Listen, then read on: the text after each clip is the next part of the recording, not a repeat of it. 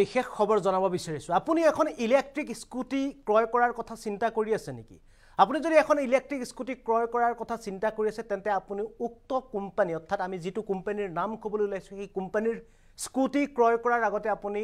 10 বাৰ চিন্তা কৰক কিয়নো তিনিচুকীয়াৰ এগৰাকী ব্যক্তিয়ে মাতৃ দিৱসত মাতৃৰ বাবে এখন স্কুটি ক্ৰয় কৰিবলৈ গৈছিল আৰু ক্ৰয় কৰিছিল কিন্তু স্কুটি ক্ৰয় কৰাৰ পাছতে বিপদত পৰিছে গ্ৰাহকগৰাকী গতিকে আপুনি স্কুটিখন ক্ৰয় কৰাৰ আগতে আপুনি সকলো সুৱাচিতা চাই লওক নহলে আপুনিও বিপদত পৰিব তিনিচুকীয়াৰ এই ব্যক্তিগৰাকীৰ দৰে আসলে তিনিচুকীয়াৰ ব্যক্তিগৰাকীয়ে কি বিপদত পৰিল এই সম্পৰ্কত আমি এবাৰ ফুল প্লেজ মাধ্যমেৰে জনাব বিচাৰিছো মাতৃ দিৱসত মাতৃক উপহাৰ দিবলৈ গৈ বিপদত পৰিল তিনিচুকীয়াৰ এগৰাকী ব্যক্তি মাতৃ দিৱসত মাতৃৰ বাবে ক্ৰয় কৰিব বিচাৰিছিল এখন স্কুটি ৬২,০০০ত ক্ৰয় কৰিছিল ইলেক্ট্ৰিক স্কুটি আৰু হেখন স্কুটি চলিল মাত্ৰ 21 কিলোমিটাৰ 70 কিলোমিটাৰ মাইলেজ দিয়া স্কুটিয়ে মাত্ৰ মাইলেজ দিলে 21 কিলোমিটাৰ এম্পিয়াৰ কোম্পানীৰ স্কুটি ক্ৰয় কৰি বিপদত পৰিছে তিনিচুকীয়াৰ গ্ৰাহকগৰাকী স্কুটিৰ এম্পিয়াৰ কোম্পানীৰ ক্ৰয় কৰিছিল ক্ৰয় কৰা স্কুটি উভতাই দিলে তিনিচুকীয়াৰ গাৰুদিয়া ডিলাৰত পুনৰ গাৰুদিয়া ডিলাৰত তেওঁ উভতাই দিলে এম্পিয়াৰ কোম্পানীৰ ইলেক্ট্ৰিক স্কুটি গ্ৰাহকক ক্ৰয় নকৰিবলৈ আহ্বান জনালে এবাৰ উক্ত ভুক্তভোগী গ্ৰাহকগৰাকী আৰু মাতৃ দিৱসত তেওঁ উপহাৰ দিবৰ কাৰণে এই স্কুটিখন ক্ৰয় কৰিছিল আৰু ৬২,০০০ত ক্ৰয় কৰা স্কুটিখনত লিখা আছিল যে ৭০ কিলোমিটাৰ মাইলেজ দিব কিন্তু ৭০ কিলোমিটাৰ মাইলেজ দিয়া স্কুটিখনে মাত্ৰ মাইলেজ দিলে 15ৰ পৰা 21 কিলোমিটাৰ ইয়াকে লৈ বিপাঙত পৰিছে এবাৰ গ্ৰাহকগৰাকীক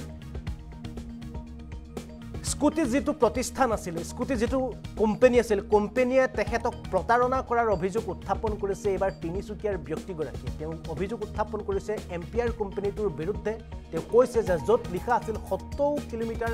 মাইলেজ দিয়াৰ কথা তাত মাত্ৰ সম্পূৰ্ণ ফুল চাৰ্জ দিয়াৰ পাছতো স্কুটিখনে মাত্ৰ মাইলেজ দিলে 15ৰ পৰা 21 কিলোমিটাৰ ইয়াকে লৈ এটা বিপাঙত পৰিছে গ্ৰাহকগৰাকী স্কুটি ক্ৰয় কৰাৰ পাছত কি প্ৰতিক্ৰিয়া ব্যক্ত কৰিলে আৰু গ্ৰাহকক অসমৰ জনতাক কি আহ্বান জনালে এবাৰ আমি পুনে আপোনালোকক তেখেতৰ মন্তব্য দেখুৱাবলৈ চেষ্টা কৰিছো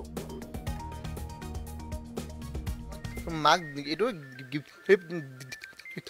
ইম বুলি ভাবিছিলো কিন্তু 6 মে ইয়াৰ পৰা লৈ যোৱাৰ পাছত ৰাতি মই যেতিয়া চাৰ্জ দিব গৈছো তেতিয়া এটো আপোনাৰ এটো 1 ঘণ্টাতে বস্তু চাৰ্জ হৈ গ'ল তবে 7 মে দিনা মই এটো অলপ উলাই লৈ আহিছিলো টাউনত 15 কিলোমিটাৰ চলাৰ পিছত আপোনাৰ এটো বন্ধ হৈ গ'ল তাৰপিছত তেওঁলোকক মই ফোন কৰিলো তেওঁলোকে কৈছে যে এটো আমাৰ ইয়াত এটো জমা কৰি যাওক তেতিয়া মই ইয়াত জমা কৰি গ'লো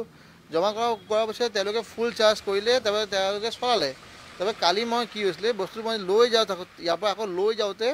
এটো তেতিয়া 21 কিলোমিটাৰ খালি চলিছিলে তেতিয়া কি হৈছিলে বস্তুটো আকৌ এটো বন্ধ হৈ গ'ল তাৰপিছত তেওঁলোকে তাৰপৰা মানে স্কুটিখন গ্ৰাহকসকলৰ কাৰণে উপযোগী নহয় এটো একদম নহয় কাৰণ কি আপোনাৰ স্কুটিটো কিমান হাজাৰ টকা লৈছিল এটো স্কুটিটো মোৰ 62,000 লৈছিলে আৰু কথা হ'ল যে তেওঁলোকে ইয়াত এটা পিডিয়া চাৰ্জ লয় 1600 টকা এটো প্ৰি ডেলিভাৰী ইনস্পেকশন ফিজ বুলি কয় তেওঁলোকে টকাটো ললে ঠিক আছে এটো কিন্তু টকাটো তেওঁলোকে যদি এটো ইনস্পেকশন কৰিছিলে যে বস্তু তেনেকৈ বস্তুটো বেয়া কিয় হ'ল কথা হ'ল হেতু আৰু এটা কথা হ'ল যে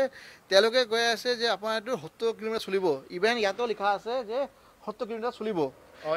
এডভাৰটাইজিং কৰিছে আছে কিন্তু বস্তুটো নচলে কাৰণ কি মই নিজে চালো 21 কিলোমিটাৰ চলাৰ পাছত বস্তুটো বন্ধ হৈ যায় ইভেন আজি এতিয়াও তেওঁলোকে কালি ৰাতি তেওঁলোকে কৈছিলে যে ইয়াৰ তাৰ পৰা ট'ক অনাৰ পাছত মোৰ ঘৰৰ পৰা যে তেওঁলোকে সলভ কৰি দিম বুলি কৈছিলে কিন্তু ইয়াত বহুত দুখৰ কথা যে তেওঁলোকে ইয়াত কোনো এটা প্ৰফেশনাল ওয়াৰ্কশপত কোনো এটা মেকানিক নাই তেওঁলোকে মোক প্ৰথম কৈছিলে